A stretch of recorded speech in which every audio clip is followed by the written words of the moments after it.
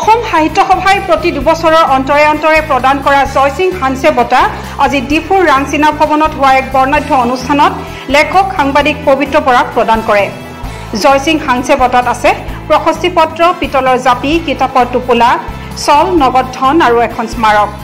অসম সাহিত্য সভাৰ সভাপতি সূৰ্যকান্ত হাজৰিকাৰ সভাপতিত্বত অনুষ্ঠিত বঁটা প্ৰদান অনুষ্ঠানত সভাৰ প্ৰাক্তন সভাপতি ৰংবং তেৰাম, বিশিষ্ট সাংবাদিক প্ৰশান্ত ৰাজগুৰু, পদ্মশ্ৰী ধনেশ্বৰ ইণ্টি, কাৰ্বি সাহিত্য সভাৰ সভাপতি কামসিং হানছে, সভাৰ উপসভাপতি ডক্টৰ গিৰিশ সন্দিকৈ, ডিফুৰ বিধায়ক বিদ্যা সিং ইংলেণ্ড, বিশিষ্ট কবি তথা জয়সিং হানছেৰ পুত্ৰ চাৰসিং হানছে প্ৰমুখে বিশিষ্ট ব্যক্তিসকলে অংশগ্ৰহণ কৰে।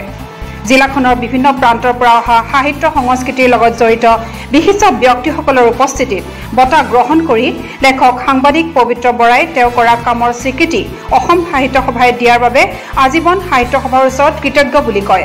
মই কৰা কামবিলাক যে পৰ্যবেক্ষণ কৰিছে আৰু সেইটো এটা মোক এটা ভাল উপলব্ধি দিছে। মই কামখিনি কৰি গৈছোঁ, মই কামটো কি হৈছে মই নাজানো, মই মাত্ৰ এটা জাতীয় দায়িত্ব বুলি এটা দায়বদ্ধতাৰ খাতিৰত কামবোৰ কৰি গৈছোঁ। কিন্তু এই বস্তুবোৰ যে কিছু লোকে মানে পৰ্যবেক্ষণ কৰি আছিলে সেইটো কথা ভাবি মোৰ ভাল লাগিছে, যাৰ কাৰণে এই বঁটা মোক দিয়া হৈছে। আৰু বঁটাটো পাই পেলাই এটাই কথা হৈছে যে এটা মোৰ দায়িত্বটো বাঢ়িছে আৰু অনুপ্ৰেৰণা পাইছোঁ। বঁটা এটা পালে মানুহে অনুপ্ৰেৰণা পায়, গতিকে অনুপ্ৰেৰণাটা মই নিশ্চয় পাইছোঁ আৰু সেইকাৰণে অসম সাহিত্য সভাৰ ওচৰত মই চিৰঋণী হৈ ৰ'লোঁ। অসুস্থ দেহাৰে সমগ্ৰ অনুষ্ঠানটোত উপস্থিত থাকি প্ৰাক্তন সভাপতি ৰংবং তেৰাঙে কয় যে মাণ্ডুকিমি নামৰ সৰু ঘৰটোত থাকি চামসিং হানছেই সাহিত্য সংস্কৃতিৰ চৰ্চা কৰিছিল। তেওঁ কাৰ্বি সাহিত্য সংস্কৃতিৰ চৰ্চা কৰা অনা কাৰ্বি লোকক এক স্বীকৃতি দিয়াৰ বাবে দেউতাক তথা মোৰ শহুৰ দেউতা জয়সিং হানছেৰ নামত এই বঁটা দিছিল। আজি এই বঁটা আমাৰ ছাত্ৰ পবিত্ৰক দিয়াত মই সুখী হৈছোঁ। পবিত্ৰই বহুত কাম কৰিছে।